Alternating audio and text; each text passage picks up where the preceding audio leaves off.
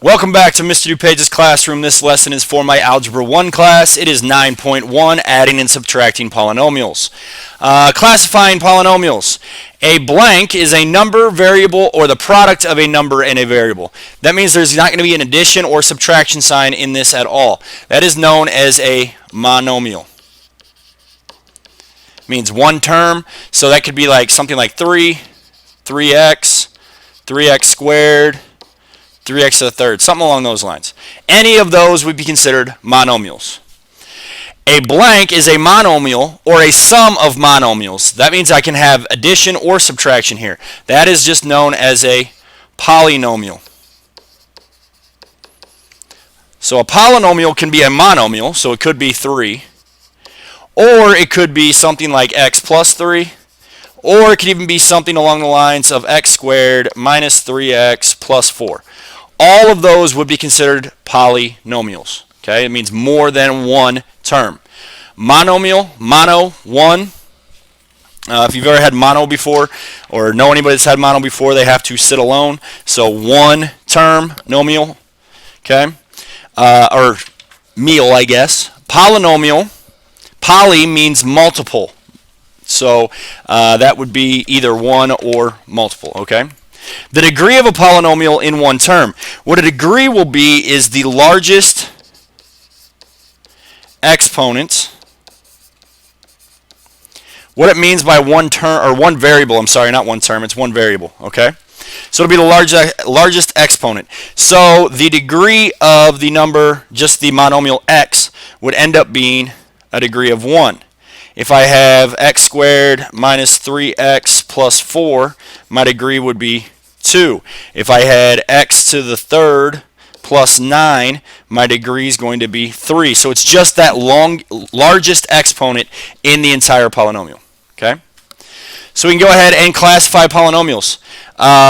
They all will have a specific name depending on how many terms there are and the degree. So this first polynomial is -5. It does not have a variable, which means it does not have a degree. So the degree would be 0. The name of this degree is a constant. That means I cannot change it by just changing one number. -5 is -5 is -5. Okay? The name by the number of terms, there's only one term. We've already talked about this name. It is known as a monomial. One term. Okay. Number 2, I have -9x, that's raised to the first, plus 2. So my degree in this case will be 1 because of my exponent. The name of the degree would be linear. We've seen and worked with some linear graphs where it's always just x. It's not x raised to anything higher than 1. And the name of the terms, well, there's 2 here. If you think about something you can ride, known as a bicycle, it's known as a bicycle because it has 2 wheels. Well, this is the same thing with polynomials. It would be known as a binomial. 2 terms. Okay. The third example, I have x squared minus 6, so my degree would be 2. That is known as a quadratic. And again, I have 2 terms, so it is a binomial. The next polynomial, I have -x to the third plus 2x plus 1. My degree is the largest exponent, so it'll be 3. That is known as a cubic. If you can think of x raised to the third as x cubed. I'm sure I've said that to you guys once or twice. The name by the number of terms, well, there's 3 terms, so a tricycle has 3 wheels, so it is a trinomial. We must always start by writing our polynomials in standard form. Standard form. And standard form means we're going to arrange the terms in descending order based off their power or their exponents. So I need my largest exponent first, then my next largest, then my next largest, then my last. Okay? So in number 1, I have x to the third minus 4. In standard form, it would still be x to the third minus 4. In number 2, I have 4x minus 6 plus 7x squared. In this case, I need to move the 7x squared in the front. What you need to realize is the sign that's in front of our number will go with that number. So this would be 7x squared. There is a positive in front of that 4, so it would be plus 4x minus 6. As you notice, I went from x to the second to x to the first to not even having an x. So that is standard form. Problem 3, remember that the sign in front of the number goes with the number. So I need my largest exponent first. The largest exponent is just going to be that x. So I'm going to move the negative 5x to the front. There is a positive in front of the 2, so plus 2. The final example is just the number 7. So there we go. Now we need to identify the polynomial by degree and the number of terms. So for our first example, I have x to the third. Remember, if it's the third degree, it's known as a cubic. Then the number of terms, I have 2, bicycle, binomial. In example 2, it's to the second power. The second power is known as a quadratic. There are 3 terms, tricycle, so trinomial. The third problem, this is x to the first power. X to the first power is always linear. 2 terms, binomial. And then if I do not have a variable, like problem 4, then it will be a constant. How many terms do I have? Well, just 1, so monomial. Okay? Let's go ahead and move to the back. Adding and subtracting polynomials. Adding, all you're really doing is just combining like terms. You'll see how that works here in 1 second, but really adding polynomials is just combining like terms. For subtraction, we must distribute a negative 1 to each term in the second polynomial. Then we can combine like terms or just add the polynomial, and again, you will see that here in 1 second.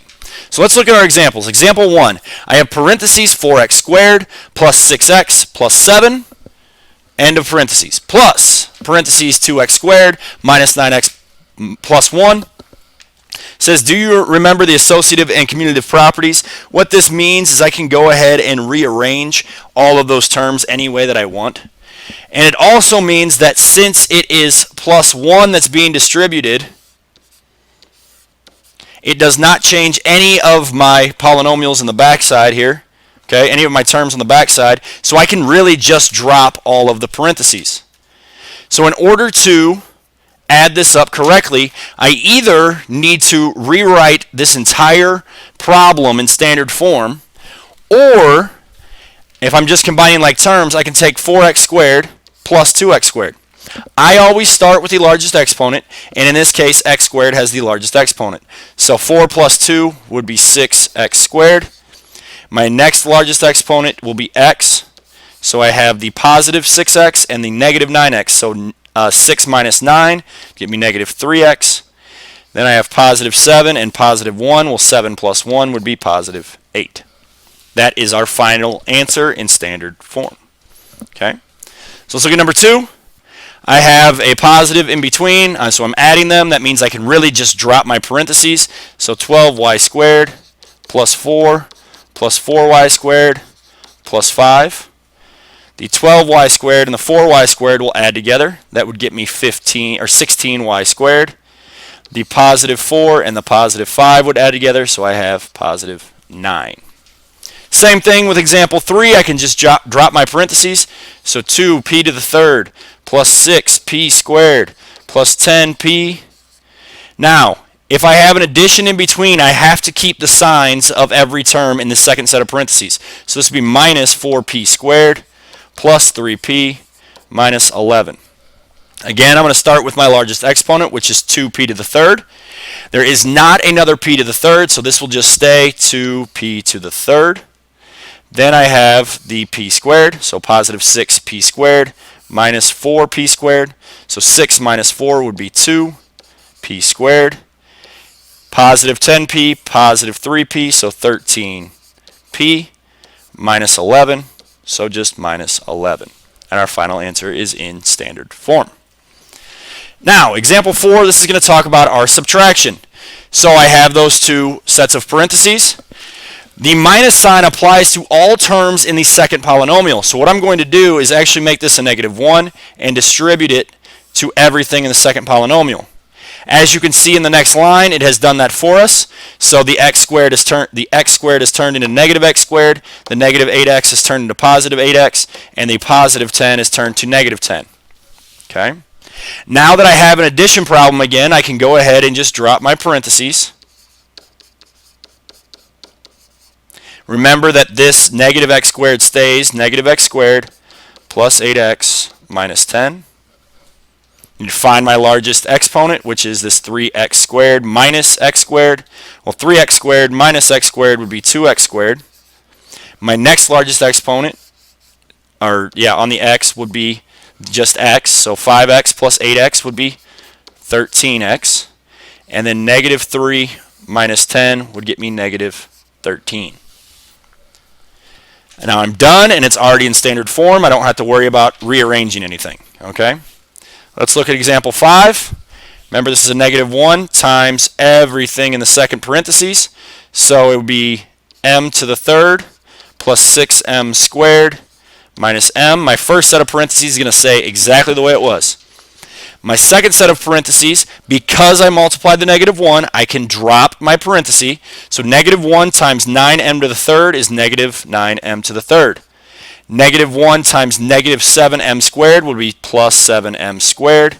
And -1 times positive 3m would be minus 3m. Now it's all an addition problem all over again. So I go to my m to the third and my negative 9m to the third. So m minus m to the third minus 9m to the third would be negative 8m to the third. My 6m squared plus 7m squared would get me 13m squared. And my negative m minus 3m would get me negative 4m. Again, my problem is already written in standard form. I've added everything. I'm good. Okay?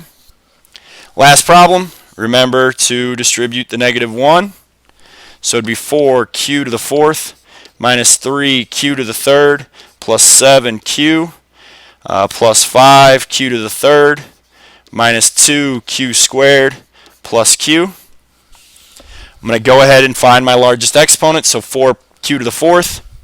So I have 4q to the fourth. Then it's q to the third. So I have -3 plus 5, so it would be plus 2q to the third. Positive 7q. Oh, I'm sorry. My next largest is actually going to be this negative 2q squared, so minus 2q squared. Then I have my positive 7q plus q, actually, I'm sorry. So I have positive 7q plus the q, which would get me positive 8q. Again, all of the entire problem is written in standard form, so I am done. So the things you need to remember here. Some of the names of the terms. If I only have one term, it is known as a monomial. If I have two terms, it's a binomial. If I have three terms, it is a trinomial. If I have four or more terms, it would just be known as a polynomial. Names by my degree. If I do not have a variable, it is known as a constant. If I have a variable that is not raised to a power, it is linear. If I have a variable that's raised to the second power, it is quadratic. To the third power, it is cubic. Okay? Also, when I'm adding polynomials, it's just combining like terms. When I'm subtracting polynomials, then I need to remember to distribute the -1 to the second set of parentheses, and then I can just combine like terms. Well, that is the end of our lesson. Make sure that if you have any questions over this stuff, you come in and see me. Otherwise, thank you very much for watching the video, and have a great day.